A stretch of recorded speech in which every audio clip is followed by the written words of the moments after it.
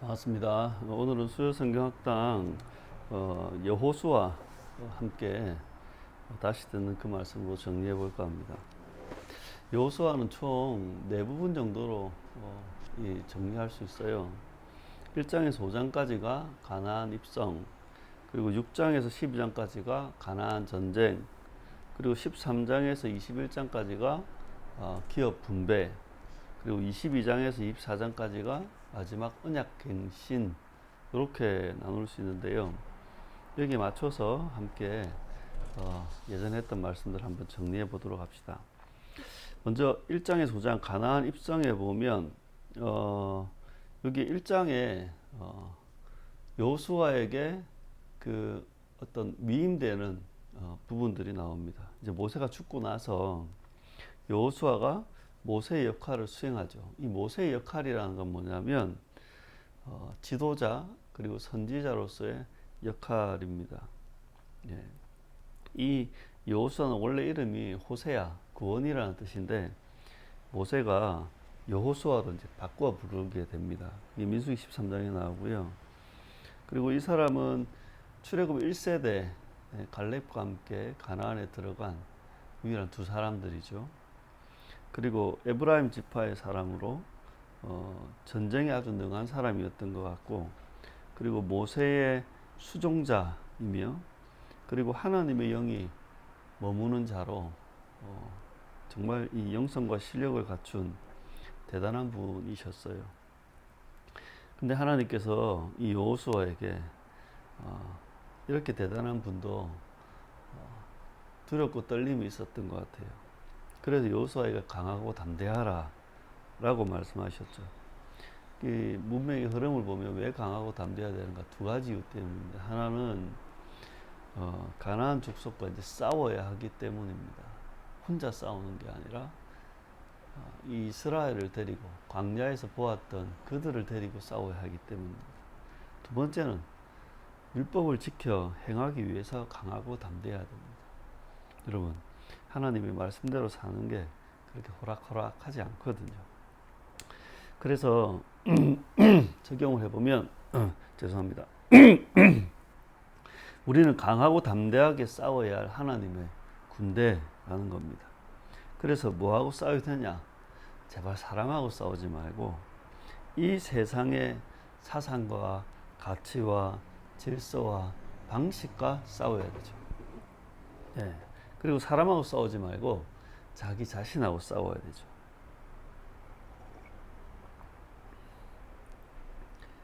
죄의 본성과 또한 우리 안에 있는 교만과 우리 안에 있는 탐욕과 싸우려면, 그리고 이 세상과 싸우려면 율법을 준행하는 길밖에는 없습니다. 우리의 아이디어로, 우리의 방식으로 그렇게 싸울 수는 없는 겁니다. 자, 2장은 좀 넘어가고요. 이게 이제 뭡니까? 그 정탐하는 이야기잖아요. 네. 여리고 정탐하는 이야기인데 이건 나중에 다음에 했고요. 3장에서 5장까지는 이제 요단강을 건너서 길갈로 가는 겁니다. 하나님이 요단강을 건너 길갈에 이르게 하셨어요. 강물을 멈추고 땅이 마르도록 해서 요단강을 건너가게 하셨고, 또 거기에서 기념돌을 세우게 했어요. 기념돌은 이스라엘 12지파를 이야기하는 12개의 기념돌, 그리고 이 기념돌을 세워서 영원한 기념이 되게 하셨는데, 여기 보면 왜 기념돌을 세우는가 하면 주의 백성들 그리고 주의 후손들이, 이스라엘 후손들이 하나님이 하신 일을 잊지 않도록 하기 위해서 기념돌을 세웁니다. 구약에 보면 기념하는 방식이 절기를 통해서 기념하고, 또 책에 기록해서 기념하고, 또 기념들을 세워서 기념하는 방식이 있습니다. 신약에는 기념하는 방식이 성찬과 주일이지 않습니까? 이 성찬은 주의 죽으심과 새 언약을 기념하는 것이고, 주의 날은 주의 부활과 우리의 새 사람됨과 새 생활이 시작되었음을 기념하는 거 아니겠습니까? 그리고 하나님은 이 기념돌 이후에 할례를 행해서 수치를 제거하게 하셨습니다. 이 할례는 뭘 의미하냐면 언약 의식과 정체성을 이야기합니다. 그러니까 언약 없이 사는 것, 정체성을 상실한 채 사는 게 신자의 수치인 거죠. 그리고 전쟁터에 나가려면 가장 먼저 해야 될 그 일, 그건 바로 언약 의식과 정체성. 그러니까 신자가 신자로서 제대로 살려면, 이 세상에 살려면 뭐부터 바로 세워야 되는가? 내가 누구인가? 라고 하는 자기 정체성부터 분명하게 해야 되는 거죠. 그리고 이후에 여호수아가 여호와의 군대 대장, 군사령관을 만납니다. 그리고 이 군사령관을 만남을 통해서 이 전쟁의 성격이 어떤 것인지, 어떻게 싸워야 될지를 밝혀 보여주십니다. 이 전쟁의 목적, 가나안 전쟁의 목적은 여호와를 위한 전쟁이고 회복을 위한 전쟁이라는 겁니다. 그리고 이 전쟁 목적을 잃어버리면 안 됩니다. 침략 전쟁도, 약탈 전쟁도, 정복 전쟁도 아닙니다. 이것은 우리를 위한 전쟁이 아니라 여호와를 위한 전쟁이고 회복을 위한 전쟁이다. 그럼 어떻게 싸워야 되는가? 첫 번째, 명령권자, 최고사령관은 하나님이다. 여호수아가 아니다. 싸워야 할 전쟁터는 거룩한 하나님의 영토다. 이 가나안 땅, 저들의 영토에 우리가 침범하는 게 아니라 하나님의 영토를 다시 회복하는 겁니다. 전투력은 뭔가? 우리가 가진 능력, 그러니까 우리의 어떤 자원이나 아니면 어떤 경험이나 우리의 지략이 아니라 믿음에 순종하는 것이 전투력이다. 그래서 두 가지를 생각하지. 하나는 하나님이 하신 일을 잊지 말자는 겁니다. 그러니까 우리가 늘 하나님을 묵상하고 또 하나님이 하신 일을 기억하고 살아갈 때 하나님의 그 예정을, 하나님의 그 창조를, 하나님이 이루신 구원과 우리를 향한 섭리와 회복과 심판을 놓치면 안 됩니다. 하나님이 어떤 분이시고 어떤 일을 하셨는가를 기억해야 되는 겁니다. 뿐만 아니라 예수님의 이 성육신과 생애와 고난과 죽음과 부활과 승천과 재림, 그리고 거기에 담겨있는 의미를 기억하고 살아야 되는 거예요. 그게 복음에 맞게 사는 겁니다. 그렇게 하나님과 하나님이 하신 일을 잊지 않고 살아가는 것, 그게 가나안 땅의 삶을 살아가는 비결입니다. 또한 우리는 여호와의 전쟁을 수행해야 됩니다. 그게 바로 신자의 삶입니다. 여호와의 전쟁을 수행하려면 먼저 언약의식과 정체성을 명확히 해야 되는 거죠. 네. 새 언약의 관계, 그리고 우리가 하나님 앞에 새 사람이라고 하는 그 존재성, 정체성, 그리고 우리가 어떻게 살아야 하는지에 대한 새 생활과 그리고 공동체성을 분명하게, 이게 바로 언약의식과 공동체성입니다. 이게 있어야지 우리가 이 세상을 살아가죠. 우리의 삶을 싸워가죠. 그래야 이기든가 하죠. 그리고 이 전쟁의 성격, 이 전쟁의 목적을 분명하게 하셔야 됩니다. 그게 뭐냐면 우리가 싸우는 전쟁은 정복 전쟁, 약탈 전쟁이 아니라는 거예요. 회복을 위한 전쟁이에요. 그러니까 우리의 이익을 위해, 우리의 욕망을 성취하기 위해, 우리의 의의를 이렇게 증명하기 위해, 혹 우리의 자존심, 우리의 한풀이를 위해서 싸우는 전쟁이 아니라 하나님을 위한 전쟁, 하나님의 뜻을 이루기 위한 전쟁, 회복을 위한 전쟁이다라는 걸 놓치면 안 돼요. 그 전쟁의 성격을 놓칠 때 우리는 신앙생활이 망가지는 겁니다. 그리고 어떻게 싸워야 하는가? 사령관, 명령권자, 지휘자는 내가 아니라 하나님입니다. 그리고 내 뜻대로 하면 안 되고 하나님의 명령대로 해야 된다. 그리고 우리가 싸우는 이 전쟁터, 이 전쟁터는 삶의 모든 자리, 일상의 자리다. 왜냐하면 여기가 바로 하나님의 거룩한 영토입니다. 아브라함 카이퍼의 이야기처럼 하나님께서 내 것이 아니라고 한 건 손톱만큼도 없는 겁니다. 우리가 살아가는 삶의 모든 영역이 바로 하나님의 영토고 우리는 그 영토를 회복하는 전쟁을 해야 하는 겁니다. 그리고 이 회복의 전쟁의 전투 방법은 뭔가? 우리의 능력이 아닌 거죠. 우리의 힘과 경험이 아닌 거죠. 그건 바로 하나님의 명령과 말씀에 순종하는 것이다. 그리고 실제로 이제 6장부터 12장에 보면 전쟁을 치릅니다. 이 전쟁을 치룰 때 한 세 부분 정도로 정리해 보면 6에서 8장까지는 여리고 전투와 아이 전투입니다. 그리고 언약을 갱신합니다. 그러니까 여리고와 아이를 점령했는데요. 여리고 성에 2명의 정탐꾼을 보냈을 때 그때 라합이 정탐꾼을 도왔죠. 그리고 여호와의 명령대로 하루 한 바퀴씩, 그리고 마지막 날에는 7바퀴 돌아가지고 소리를 지르니까 여리고성이 무너졌고, 그렇게 여리고성에서 승리하였습니다.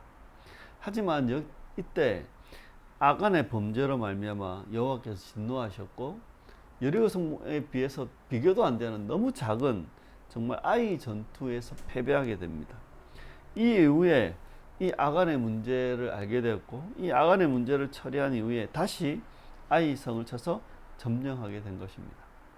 여기서 우리가 알아야 될 건, 라합은요 멸망 속에서도 구원받았는데 아간은 승리 속에서도 멸망당했습니다. 운명이 바뀐 겁니다. 이 기생 라합, 가나안 사람 기생 라합은 믿음으로 이스라엘과 여호와를 선택합니다. 하지만 유다 자손이었던 아간은 자기 이익, 이 재물에 대한 욕심을 선택해서 회복 전쟁을 약탈 전쟁으로 변질시켜 버린 것입니다. 하나님의 전쟁에서도 어쩌면 당연히 살아야 될 것 같은 사람은 죽을 수 있고, 당연히 죽어야 될 사람은 살게도 되는 겁니다. 무슨 차이입니까? 무엇을 선택했냐는 차이입니다. 그리고 나서 8장 뒷부분에 보면 세겜, 그러니까 그리심산과 에발산이 있는 세겜에서 언약을 갱신합니다. 그러니까 광야 1세대는 시내산에서 언약을 갱신했고, 광야 2세대는 이 광야 세대는 이 세겜에 와서 언약을 갱신합니다. 언약의 내용이 달라진 게 아니라 언약에 헌신할 당사자가 달라졌기 때문에 다시 갱신하는 겁니다. 네. 그래서 이 첫 번째 이 여리고성과 아이성의 전투를 통해 과거의 행적이 중요한 게 아니라 지금 선택이 중요하다는 거예요. 여러분 제발 과거 행적, 여러분이 옛날에 어떻게 살았고 뭘 했고 이전에 교회에서 젊을 때 어떻게 신앙생활했고, 여러분 그런 과거 타령은 멈춰야 됩니다. 그리고 현재의 선택, 그 현재의 선택을 믿음으로 하는 겁니다. 여러분 과거가 그 어떤 것도 우리에게 도움을 주지 않습니다. 그냥 지나간 것은 지나간 대로 그런 의미가 있으니까 그냥 그렇게 기억으로 소중하게 간직하시고, 오늘 여러분이 해야 될 그 선택을 제대로 해야 되는 겁니다. 이 선택은요 믿음과 불신의 깊이를 드러내는 척도입니다. 그래서 우리는 언약을 위해 선택해야 되고, 회복을 위해 선택해야 되고, 공동체의 덕과 유익을 위해 선택해야 하는 겁니다. 한 번 더 강조하면, 무엇을 위해 선택하는가? 우리 교회가 위하는 교회인데 무엇을 위해 해야 되는가? 언약을 위해 해야 됩니다. 그걸 선택해야 돼요. 회복을 위해 선택해야 돼요. 공동체의 유익을 위해 선택해야 된다. 제발 여러분의 선택이 욕망을 선택하지 마시고, 야망을 선택하지 마시고, 이익을 선택하지 마십시오. 그럼 아간처럼 됩니다. 여러분의 자존심을 위해서 선택하지 마시고, 여러분이 과거에 못했던 그 한풀이를 하기 위해서 선택하지 마시기를 바랍니다. 우리 9장에서 10장까지는 기브온과의 조약, 그리고 남방왕들과의 전쟁의 이야기입니다. 이게 이제 연결이 되는데, 이스라엘이 기브온 주민과 조약을 맺었습니다. 기브온은 예루살렘에서 그렇게 얼마 떨어지지 않은, 그리고 세겜에서도 얼마 떨어지지 않은 가까운 지역입니다. 근데 기브온 사람들이 멀리서 온 것처럼 해서 이스라엘 속에서 조약을 맺었죠.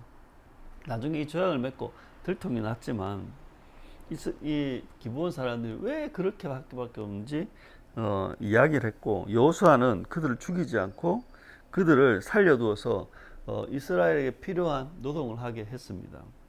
받아들였다는 거죠. 네. 이후에 남방의 다섯 왕이 기브온을 공격합니다. 이때 기브온을 공격했을 때 이 조약을 맺었던 이스라엘이 기브온을 도와야 했던 겁니다. 그래서 이스라엘이 기브온 올라가서 싸웠고 이기게 됩니다. 이때 유명한 사건이 기브온 골짜기에 태양이 멈춘 사건이죠. 그러니까 이건 여호와께서 이스라엘 위해 싸우셨다는 겁니다. 그리고 여호수아가 이렇게 이 기브온 전쟁을 이긴 다음에 남방 지역을 차례로 공격해서 진멸합니다. 여기서 보면 아까 앞에서 라합과 아간처럼 여기에도 보면 구원받은 자와 멸망당한 자가 나옵니다. 구원받은 자들은 기브온 주민이죠. 근데 멸망당한 자들은 남방의 가나안 족속들입니다. 그 차이가 뭔가? 그 차이는 바로 믿음의 유무입니다. 구원받은 자들과 멸망당한 자들, 그들은 모두 같은 소식을 들었습니다. 기브온 주민은 같은 소식을 듣고 그들의 편에 섰습니다. 하지만 멸망당한 자들은 같은 소식을 듣고 거기에 대적해서 싸운 겁니다. 구원받아 가나안에 살게 된 자들, 이스라엘을 포함해서 라합이라든가 기브온 주민들, 이들은 모두가 다 믿음으로 반응했습니다. 그러니까 가나안 땅에 살 수 있는 유일한 조건은 뭔가? 그건 바로 믿음이라는 겁니다. 적과 꿀이 흐르는 이 가나안 땅을 누리고 살고 싶다면 우리는 믿음으로 반응해야 됩니다. 그러니까 이 믿음은 우리가 들은 대로 순종하고 순응하고 살아야 한다는 겁니다. 여러분, 우리는 모두가 다 같은 것을 듣습니다. 하지만 모든 사람이 들은 대로 다 믿고 받아들이고 사는 것은 아닙니다. 예수님이 했던 그 씨 뿌리는 비유를 생각해 보시면 됩니다.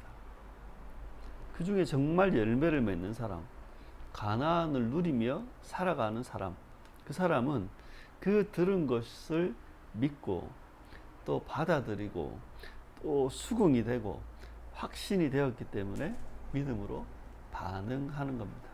그들만이, 그렇게 믿음으로 반응하는 자들만이 적과 꿀이 흐르는 가나안을 살 수 있다. 그리고 마지막 전쟁 11장의 12장은 남은 왕들과의 전쟁입니다. 북방 왕들과의 전쟁인데, 북방에 남은 왕들과의 전쟁에서 승리하고 가나안 온 땅을 점령합니다. 그리고 나서 11장 23절에 보면 그 땅에 전쟁이 그쳤다라고 되어 있고, 12장은 지금까지의 모든 전쟁을 총정리합니다. 모세가 요단 동편의 헤스본 왕과 바산 왕과의 전쟁에서 승리해서 그 요단 동편을 차지했다는 이야기. 그리고 여호수아가 가나안의 31왕을 전쟁에서 승리했다는 이야기입니다. 여러분, 이 이야기를 통해서 우리의 존재 목적이 뭔가, 우리가 싸우는 목적이 뭔가, 우리가 왜 이러고 있는가, 그러니까 우리의 존재 목적은 회복을 위한 겁니다. 우리의 어떤 구원의 목적, 우리가 한 공동체가 된 목적, 우리가 싸우는 싸움의 목적, 이것은 회복입니다. 교회에서 그렇게 떠드는 성장이 아닙니다. 성공이 아닙니다. 우리의 목적은 회복입니다. 그리고 이 회복의 관점을 잃어버릴 때 신자는 세속적인 신자가 되고 교회는 세속적인 교회, 바벨론처럼 되는 겁니다. 이 전쟁 가운데 하나님 했던 참 특이한 명령 중에 하나가 말과 병거를 제거하는 겁니다. 이건 뭐냐면 이 세상의 재력과 이 권력과 능력을 포기해야 하는 겁니다. 그러니까 이 세상의 재력과 권력과 능력을 포기할 때 회복의 삶은 주어집니다. 근데 신자들이, 목회자들이 참 우둔한 게 이 세상의 힘도 가지려고 그러고 세상의 재력도, 세상의 권력도, 세상의 능력도 가지려고 회복도 하려고 하는 겁니다. 이 두 개는 공존할 수 없습니다. 어떤 건 공존할 수도 있는 것도 있지만 이 두 개는 공존. 왜냐하면 하나는 하나님 나라의 이야기고 하나는 바벨론 세상의 이야기이기 때문에 공존할 수 없는 겁니다. 그러니까 우리의 목적에 따라, 우리의 존재 목적, 우리가 왜 사는가, 뭘 위해 사는가, 이것들에 따라서 우리가 사는 것이 멸망의 가나안이 될 수도 있고 회복의 가나안이 될 수도 있는 겁니다. 이 회복의 삶을 위한 유일한 길, 유일한 방법, 그건 어떻게 이루는가? 그러니까 첫 번째는 우리의 방향, 우리의 목표를 명확히 하는 겁니다. 그게 회복이라는 거예요. 그리고 회복을 어떻게 이루느냐? 우리의 경험이나 우리의 논리나 우리 어떤 손익계산, 유불리 이런 것 따져가 되는 게 아니라 믿음으로 말씀대로 살 때 이루어진다는 겁니다. 그러니까 말씀대로 사는 것에 언제나 걸림돌이 되는 건 우리의 경험입니다. 또한 이 말씀대로 사는 것에 방해가 되는 건 우리의 생각, 우리의 논리입니다. 그래서 말씀대로 살 수 없게 우리는 늘 뭘 따지느냐? 뭐가 손해고 뭐가 이익이냐? 뭐가 우리에게 유리하고 불리하냐? 늘 그거 따지다가 정작 믿음으로 말씀대로 살 수 없고 결국 여러분의 삶이 멸망의 가나안이 될 수 있는 겁니다. 자, 세 번째는 분배 부분입니다. 네, 이 분배 부분을 크게 한 두 부분으로 나눠봅시다. 13장에 19장은 12지파의 기업을 분배하는 이야기입니다. 그러니까 루벤, 갓, 므낫세 반지파는 요단 동편을 이미 분배받았고요. 1차 분배를 어떻게 하냐면 길갈에서 유다 지파 그리고 요셉 지파, 그러니까 에브라임, 므낫세 이렇게 분배를 합니다. 맨 밑에 유다, 그 위에 요셉, 그러니까 에브라임, 그 위에 므낫세. 그래서 세 등분으로 딱 나눠가지고 분배를 합니다. 네, 이 분배할 때 보면 요셉 지파가 더 많은 땅과 더 좋은 조건을 요구합니다. 우리한테 특별 대우 해달라. 예, 이런 이야기를 하는 겁니다. 예. 그리고 2차 분배 때는 이제 아직 분배받지 않은 그들이 실로에서 제비를 뽑아서 분배를 받았는데 이때 7지파가 분배받습니다. 맨 위쪽에는 아셀, 스불론, 이사갈, 납달리. 이건 뭐냐면 므낫세 지파의 땅의 일부분입니다. 그리고 중간, 예, 이 유다 지파와 그리고 이 에브라임 지파 사이, 여기가 단과 베냐민, 그리고 유다 지파의 남쪽 부분을 시므온, 이렇게 지파가 기업을 분배했는데 이 사람들의 특징을 보면 이들은 정리된 곳에, 좀 편한 곳에 모든 걸 다 끝내고 들어가려 하는 겁니다. 그러니까 이들은 참 뭐랄까요, 손 안 대고 코풀 나는 사람들 같아요. 그런데 이 요셉 지파나 나머지 지파 다르게 특별한 사람, 이 갈렙과 여호수아, 정말 믿음의 사람인데 갈렙은요 가장 어려운 곳 헤브론을 요구합니다. 이 헤브론은 뭐냐면 철병거를 가지고 있어서 이 싸우기 제일 힘든 지역인데 그걸 요구했고, 여호수아는 가장 열악한 곳 딥낫세라라는 곳을 선택하는데 여기는 뭐냐면 가파른 돌산, 네, 그러니까 참 어려운 지역인 거죠. 거기다 여호수아는요 모든 지파들이 분배를 받고 가장 나중에 분배받은 사람이고요. 이들은 이 여호수아나 갈렙은 특혜를 요구하지 않습니다. 오히려 자신의 이익보다, 자신의 안위보다 공동체의 유익을 위해서 희생하고 모범을 보인 사람들이 바로 이들입니다. 참 나이가 들어도 변함없는 이 사람 정말 어른답고 멋있지 않습니까? 그래서 이 말씀 가운데 제발 더 많은 것, 더 편한 것, 뭐 이런 거 자꾸만 찾지 말고, 반대로 또 이 손 안 대고 코풀 나고 자기 할 일 안 하고 책임 회피하지 말자는 거예요. 제발, 예? 이어지는 말하지만 좀 가성비, 손익계산 이런 거 그만 따지고 내가 이런 거, 내가 낸데 이런 거 있잖아요. 특혜, 특별 대우 이런 거 따지고 이런 거 찾으면 안 되는 겁니다.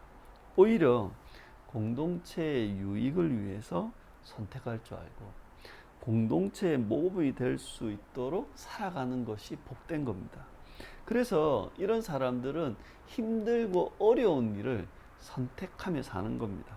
제발 여러분에게 어떤 능력이 있다면 공동체를 위해 희생하고 봉사하는 일을 위해 사용하십시오. 만약 여러분에게 권위가 주어진다면 공동체의 유익을 위해 또 공동체를 섬기는데 그 권위를 사용하십시오.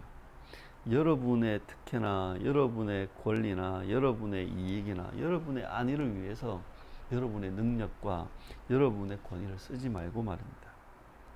그리고 두 번째 부분은 20장에서 21장에 보면 레위인들의 성읍이 분배되는 부분이 나옵니다. 6개의 도피성이 선정되고 이 도피성을 레위인이 관리하죠. 그리고 레위인들에게 성읍과 목초지 이 48개, 이 도피성을 포함해서 분배를 합니다. 아론 자손에게 13개, 그앗 자손에게 10개, 게르손 자손에게 13개, 무라리 자손에게 12개. 근데 이 레위인이 분배받을 때 보면 레위인의 생활이 드러나는데, 여러분, 레위인은 이스라엘 전역에 흩어져 살게 됩니다. 그러니까 이들이 받은 토지는 소득원이 되는 토지가 아니라 그냥 생활을 위한 터전입니다. 예, 생활해야 돼. 그리고 거기에서 정말 우리가 말하는 돈벌이가 되는 게 아니라 그냥 생활하는 거예요. 그러니까 우리 그 농사를 이렇게 텃밭을 하는 사람이 있고 농사를 하우스로나 아니면 진짜 넓게 하는 사람이 있잖아요. 그 다른 거죠. 레위인들은 일종의 텃밭 개념입니다. 그러니까 레위인들은 토지 소산을 경작해서 사는 게 아니라 레위인은 11조와 헌물을 받아서 생활합니다. 그래서 심지어 레위인들은요, 이 원래 성경의 구조로 하면 부를 축적할 수가 없는 구조입니다. 그리고 레위인의 직무는 어떠냐 하면 공동체를 위한 특별한 권위와 직무를 부여받습니다. 성소와 성소의 제의, 그리고 어떤 종교적인 모든 일들을 주관하고 관리합니다. 그리고 도피성을 주관하고 관리하고, 그리고 국가적 현안이 있을 때 레위인이 중심이 되어서 논의하고 결정합니다. 이런 막대한 이런 중요한 일을 맡는데 정작 자신네들이 권리는 얼마 없으니까, 제가 예전에 민수기 할 때 레위인은 천사와 같은 사람이라 했잖아요. 이 레위인은 무엇을 위해 활동하냐면 이스라엘 12지파의 연합을 위해서 활동합니다. 그래서 이들은 언약의식을, 역사의식을, 공동체의식을 심는 이스라엘의 사상가이고 교육가인 겁니다. 이들은 공동체의 삶과 그 삶의 회복을 위해서 희생하고 봉사하는 사람들입니다. 이 레위인과 백성들의 차이, 그것은 신분이나 서열의 차이가 아니라 직무와 권한의 차이입니다. 이걸 잘 아셔야 됩니다. 이게 세상과 다른 겁니다. 레위인들은 그래서 레위인의 삶을 살아야 되는 것이고요. 백성은 백성의 삶을 살아야 하는 겁니다. 레위인이 백성의 삶을 살라고 하면 안 되고 백성들이 레위인처럼 하려고 하면 안 되는 겁니다. 그래서 적용해 보면 우리는 각자 자신의 일을 책임을 다해야 된다. 그러니까 신자는요, 자신에게 주어진 그 신자의 삶에 책임을 다하는 겁니다. 여러분, 일상생활 성실하게 해야 합니다. 화목한 가정을 만드시고 일터에서 성실하시고 그리고 규모 있게 생활하셔야 됩니다. 그게 여러분이 하실 일입니다. 그리고 여러분이 노동을 통해서 얻은 그 소득의 일부를 하나님과 공동체에 들여서 공동체를 보존하는 겁니다. 그리고 이 공동체 가운데 말씀으로 또 기독교 신앙을 잘 배우고 그렇게 살아가는 것, 그게 여러분의 책임이고 할 일입니다. 그러면 목회자, 이 목회자는 뭘 해야 되는가? 목회자는 목회자의 직무와 목회자의 역할을 수행해야 하는 겁니다. 신자들의 삶이 회복되도록 도와야 되고 공동체의 연합을 위해서 사역해야 되고, 그리고 이걸 위해서는 목회자가 어떤 욕심을 부리면 안 되는 거죠. 적당히 그리고 적절하게 가지고 살아야 하는 겁니다. 여러분, 목회자가 목사 사업가가 되면 안 되잖아요. 네. 목회자가 유명한 목사 연예인이 될 수도 없는 거고, 목사가 목사 권력자가 돼서도 안 되는 겁니다. 그것은 우리들의 몫이 아닌 겁니다. 잘 아셔야 될 게, 목사는 목사의 역할을 해야 되는 것이고 성도는 성도의 역할을 해야 하는 겁니다. 예, 한국교회에 무슨 평신도 사역자, 여러분 정신 차려야 될 건 평신도 사역자, 만인 제사장 이 개념은 여러분들이 일상의 자리에서 거룩한 제사장으로 살라는 거지, 여러분이 교회에서 목회자의 그 역할들, 교역자의 역할들을 대신하라는 게 아닌 겁니다. 네. 자, 그리고 마지막 네 번째 부분 22에서 24장은 이제 언약을 갱신하는 부분입니다. 22장에 보면 요단 동편 지파들이 그들의 터전으로 돌아간 이야기가 나오고, 23장, 24장은 이제 언약을 갱신하는데 그 시작은 여호수아가 온 이스라엘 불러서 특별히 당부하는 겁니다. 이제 죽을 때가 다 돼갔다는 거죠. 그래서 여호와께서 이스라엘 행한 일을 이야기합니다. 아브라함부터 지금까지. 그리고 이스라엘이 행해야 될 일, 조심해야 될 일을 언급합니다. 세 가지인데, 하나는 율법책에 기록한 대로 살아라. 여호와를 가까이 하고 사랑하라. 가나안 사람들과 통혼하거나 왕래하지 말고 그들의 신을 부르거나 섬겨서는 안 된다. 그러니까 율법을 지키고 율법 준행, 언약 준수, 요 이야기를 하는 겁니다. 네. 그리고 여호수아가 백성들에게 언약에 대한 결단을 요구합니다. 그래서 이스라엘이 세겜에서 언약을 갱신하는 겁니다. 하나님의 율법책에 기록하고 증거의 도를 세워서 그들이 언약을 갱신하는데, 이것은 3세대, 그러니까 이 광야 세대는 이제 이 정복 전쟁을 했잖아요. 근데 이 3세대는 뭐냐면, 이제 이 뭐라고 합니까? 이렇게 가나안에 이제 정착해서 살아가는 그 3세대들인 겁니다. 그러니까 출애굽 세대, 광약 세대, 정착 세대. 이 정착 세대가 드디어 언약을 갱신하는 겁니다. 그리고 이 언약 갱신 이후에 여호수아와 제사장 엘르아살이 죽어 상사됩니다. 이 말은 뭐냐면 광야 세대가 이제 끝났다. 이 다음에 제사장은 비느하스, 정착 세대가 됩니다. 그래서 마지막, 우리도 언약을 갱신해야 됩니다. 여러분, 기독교 신앙을 만만하게 보시면 안 됩니다. 기독교 신앙이 무엇인지, 어떻게 살아야 되는지 여러분 가운데 각오와 결심이 있어야 되는 겁니다. 특히 하나님과 세상을 겸하여 섬길 수 없습니다. 하나만 선택해야 됩니다. 하나님을 선택하든 세상을 선택하든, 여호와의 언약과 율법을 선택하든, 아니면 우리의 힘과 욕망과 이익을 선택하든, 이 신앙의 삶에 대한 결심과 각오가 있어야지 기독교 신앙을 제대로 살 수 있고, 그것이 바로 우리가 해야 될 언약의 갱신입니다. 내가 하나님의 말씀대로 살겠다. 하나님의 언약을 지키며 살겠다. 하나님만 섬기고 하나님의 법대로, 성경대로 살겠다. 이것이 우리들에게 있을 때 우리는 가나안을 누리며 살게 될 것입니다. 그러니 여러분, 이 여호수아의 말씀을 통해 여러분 속에서 다시 언약을 갱신하고 이 기독교 신앙으로 살아가는 그런 은혜가, 그런 믿음이 있기를 진심으로 축원합니다.